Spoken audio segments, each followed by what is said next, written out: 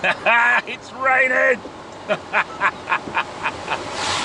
Come on! It's not bad speed-wise, but it's absolutely chucking it down with rain. And I'm getting wet!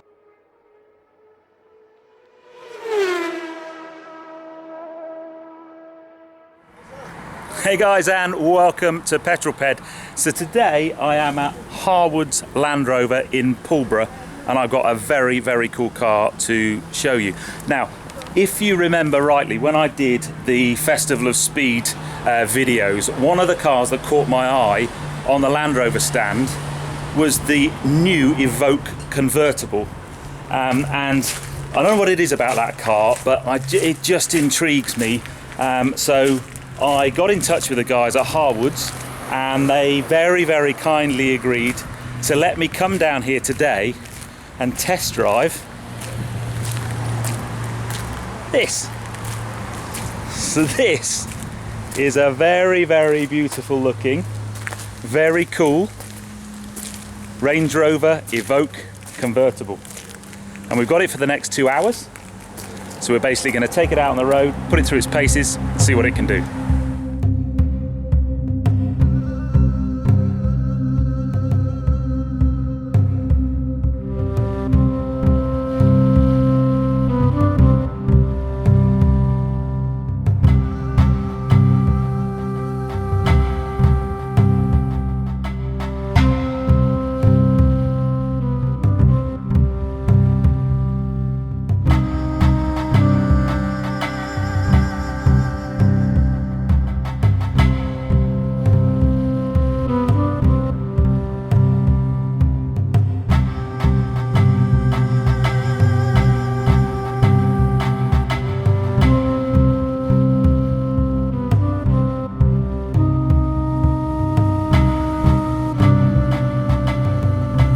So let's talk about this car, because I know that some of you out there are going to absolutely loathe and detest it, and some of you are going to think it's really, really cool. So I saw this car on the road on the M40 the week it launched. I'm a massive Land Rover fan anyway. We've had Land Rovers for a while. We don't happen to have one at the moment. And it just intrigued me. I think the Evoque's a really cool looking car anyway, but to take the top off of that and make it into a convertible is quite interesting. But think about it this way, and just talking to the guys here at Land Rover, I've not really thought about it this way. So, you know, if you think about the heritage of Land Rover way back with the kind of early sort of Defender, that was a soft top. There was always a soft top option of that. And, you know, you've been able to take the roof down and drive with the wind in your hair. So this kind of, think of it maybe as an evolution of that, rather than kind of dropping the top off of a vanilla. I think the way it's been done is quite cute. I think it's a nice looking car from the outside, and I can't wait to get in it and take it for a drive. So let's have a quick look inside, and then we'll take it up the road. Hopefully this rain, it's amazing, I've only been here about 20 minutes, bright sunshine when I arrived, and there's a big black cloud above, but let's hope we stay dry. I'm going to put the roof down whether it's raining or not anyway. So let's take a bit of a look inside this car. So the car we're in is the top spec HSE model. So let's just bring it to life. It's keyless go car. So we'll just push that to start the car. Now, a couple of things. I'm not going to spend lots of time on the interiors of this car. One of the things that is different in this car, though, we've got this wide screen, touch screen, and that's very similar look and feel to the Jaguars I've driven recently. But this is a capacitance screen, so you can actually swipe this screen as well as just sort of touch it. And we've got the sort of normal aircon controls, but then the magic button, really, a couple of things. We've got the terrain response system in here. So if you're familiar with Land Rover, you've basically got kind of snow mode, you've got mud and ruts mode, you've got sand mode. So this is it's a Land Rover. It's got full off-road capability, and sadly I'm not going to be able to do that today. But if you do read any of the reports when the car launched, this is a capable off-road car. And then the magic button is this one here. So this is the drop the roof button, which we will do when we get out on the road. I've got full Meridian hi-fi in here, electric memory seats, full leather, very, very, very nice place to be, and quite a nice clean instrument binnacle in front of me. From a boot space point of view, so the boot's going to open up like that. It's it's an okay sized boot. I mean, you're gonna be compromised because of the soft top mechanism. We've got a floor lift in here, so a little bit more space. So it's not too bad a boot. We've got some loading straps, and also in this model we've got a ski hatch. And then what I have got here as well is, which I won't open up, but that's basically a wind deflector, so that when you've got the roof down you can basically sort of stop some of the wind noise. So probably no surprises, the convertibles are 2-door, but it has got rear seats and they have got plenty of space. So we've basically got this easy access kind of electric seats in this particular model. So you pull those forwards. And you just do that and you hop in. And I've got plenty of space actually. So I've got plenty of space, bit dark, but I've got lots of leg room, nice and comfy. Easily get a couple of adults in here, and with the roof down, you get your hair dried as well. Lovely. Okay, so off we go. So I'm just going to start the review with the roof up, because what I want to do is kind of approach this to start with as if this was a normal Evoque. I've never driven an Evoque. I had a friend of mine had one, and I've been a passenger, and I was quite impressed by the comfort and the smoothness as the passenger. So let's just start off with the roof up. First impressions are, it feels like quite a big car. It certainly has quite a high stance, which is not something I expected. So you do get that kind of, maybe not as much as you would do in a Range Rover or a Discovery, but you do get that kind of high stance that people like about you know, a four-wheel drive. The driving position's nice. I've got rake and tilt adjustment on the steering wheel, so I've got that in just the right position for me. These seats are very supportive. Kind of expected that anyway. You know, this is a premium car, and I know there'll be people out there that maybe think that the Range Rover badge shouldn't be on an Evoque, but actually for me, this feels like a kind of, I've had a Range Rover Sport. It feels like a really, really nice place to be. There's leather everywhere. The smell's lovely. It's got that kind of premium leather smell. Comfy driving position. So far, so good. Let's just have a bit of a chat about why this car intrigues me so much while we wait to get to the nice roads. So I love a convertible car, and I know there's people out there that say, well, as soon as you chop the roof off of something you lose the rigidity of the car and it's not such a great car to drive. And I understand that, but you can't be getting the wind in your hair and dropping the roof down on a sunny day. So always, between either my wife or I, for the past 10-15 years, we've had a convertible car in the household. But we also love four-wheel drives. We used to have a horse, which kind of meant we had to have a four-wheel drive, but we've had a range from all the way from Freelander. I've had a Mitsubishi Shogun, we've had Discovery 3, we've had Range Rover Sport, so we've had a number of Land Rovers. So when Land Rover chopped the roof off of a 4x4, and you love your convertibles, you kind of want to try and see what it's like, and that's why I wanted to drive this car today. Unfortunately, it's just decided to chuck it down with rain. Brilliant. So we're just in drive mode. This isn't going to set the world on fire in terms of performance, but a nice smooth pull away. What I am interested in is just what the car feels like in the corners. You know, when you chop the roof off of something as big as an Evoque, then you're going to have to do a lot of work with the kind of stiffening up of the chassis, and I can imagine there's quite a lot of extra weight in this car to make that the case. And what you don't want to do is feel that flimsiness in the vehicle when you're driving, because that's really not a great thing.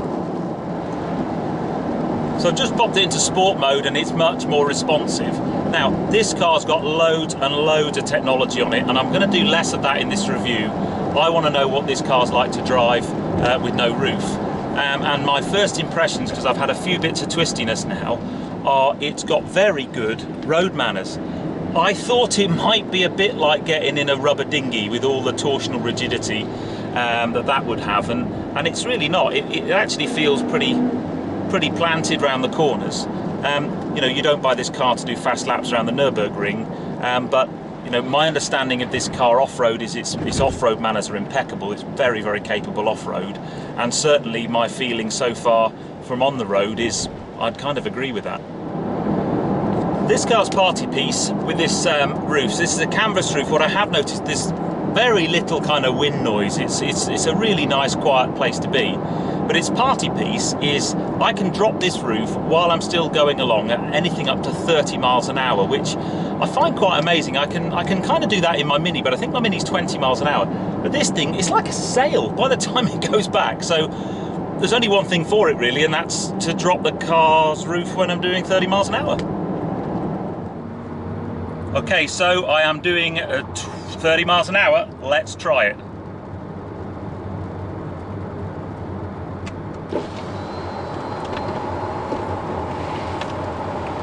Yeah, okay, so I'm still doing 30 miles an hour. Roof's coming down okay. Windows should go up. And actually, my speedo says 31, 32 miles an hour. And there we are. We're in a convertible Evoque. It's still a bit wet, so I might get me hair a bit wet, but who cares? Now this car comes alive. This is what it's meant to be. The weather's rubbish, but I don't care. You can see the spray coming out the back of the car. I don't care. This is what this car's about. You drop the roof, and suddenly you've got the wind in your hair. Goes around corners so well. This is good fun, man. Sadly it's raining, so what I'm now going to do is I'm going to put the roof back up at 30 miles an hour, otherwise everything's going to get really, really wet. So here we go. It's raining. Come on. It's not bad speed wise, but it's absolutely chucking it down with rain, and I'm getting wet.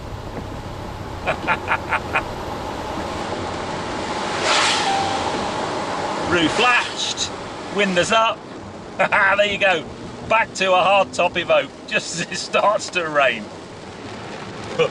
Welcome to the summertime in glorious southern England, and today we have a lot of rain. So there's a couple of things about this car that I'm not so fond of. The rear visibility through that window isn't great. And I think it's partly because the back of the car is so high that I can see out the back of the window, but I'm kind of looking up into the sky rather than, you know, looking down the road. So it's not massively bad, but it's just, that's not great.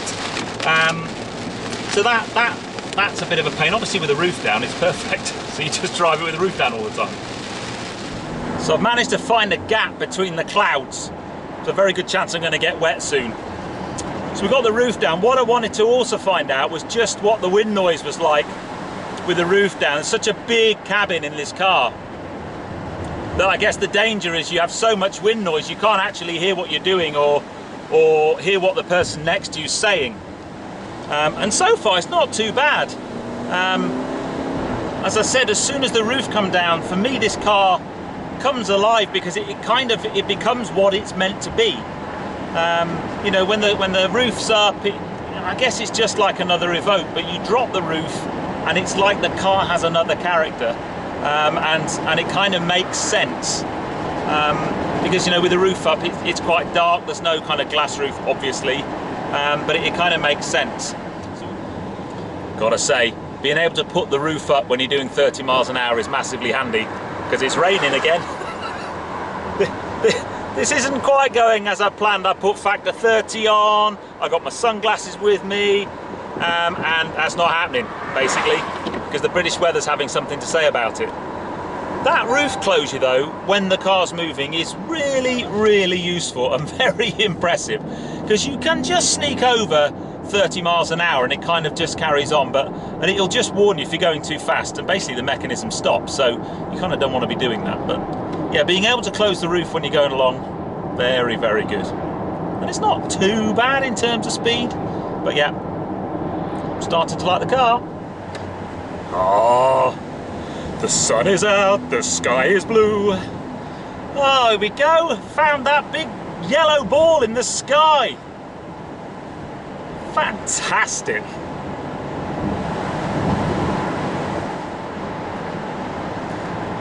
When the sun comes out, this car makes sense. Oh yeah. I can just imagine this would be a great car. You drive down the south of France, you're driving along the Côte d'Azur, and you're kind of just mooching along, and you got the wind in your hair and the blue sky, bright sunshine. Yeah, that's what this car's for. Very, very, very cool.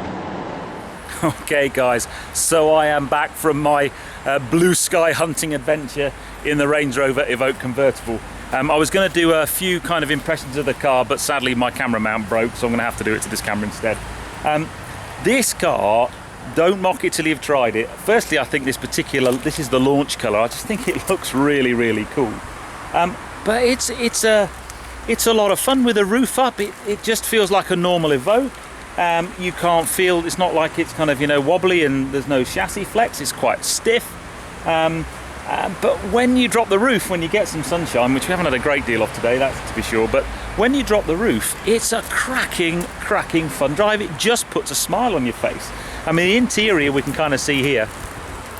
It's beautiful. There's leather everywhere. There's that lovely smell of premium leather. It's got massive spec, this car, so all the kind of gadgets you'd need. It's a very, very nice place to be indeed. So I need to kind of draw this video to a close, but I just want to say a massive thank you to the guys here at Pulborough Land Rover, which is part of the Harwoods group. When I was at the track day the other week, I got chatting to some of the guys there and said, look, I really desperately want to have a go in the Evoque Convertible, and they went, well, we've got one, why don't you come and drive it? So here I am. So big thank you for your continued support, letting me have lovely cars. But I hope you've enjoyed this video. It's a bit different, something, you know, it's not a supercar, it's just a little bit different, a bit quirky, but I like it a lot. So hope you've enjoyed the video. If you have done so, give me a thumbs up. Comments below are always welcome, and don't forget, if you haven't done so already, please subscribe to Petrol for plenty more content to come. But anyway, I'm going to sign off there, guys, so you take care, drive safe.